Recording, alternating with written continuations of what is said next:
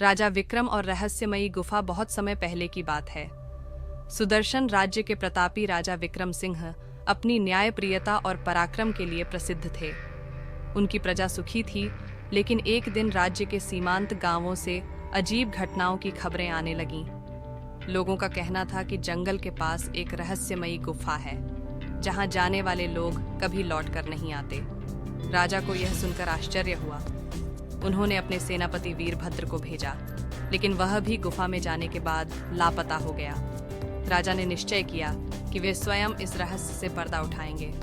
गुफा का रहस्य। एक अंधेरी रात राजा विक्रम सिंह घोड़े पर सवार होकर अपने विश्वस्त मंत्री राघव के साथ जंगल पहुंचे। वहां गुफा के पास एक बूढ़ा साधु बैठा था। उसने राजा को चेतावनी दी, राजन, इस गुफा में जो भी गया वह वापस नहीं आया।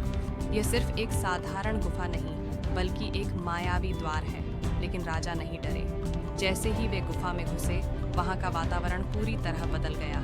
गुफा के अंदर एक बड़ा पत्थर का दरवाजा था, जिस पर लिखा था, जो सत्य का अन्वेषण करेगा वही जीवित लौटेगा।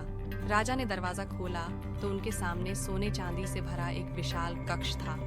लेकिन जैसे ही उन्होंने कदम बढ़ाया, चारों ओर अंधेरा छा गया और एक गूंजती हुई आवाज आई, तुम कौन हो जो इस गुफा के रहस्य को भेदना चाहता है? रहस्य का उजागर होना। राजा विक्रम सिंह ने निर्भीक होकर उत्तर दिया, मैं सुदर्शन राज्य का राजा हूँ। मैं अपने लोगों की रक्षा के लिए आया हूँ। तभी अंधकार छूट गया और एक दिव्य पुरुष प्रकट हुए।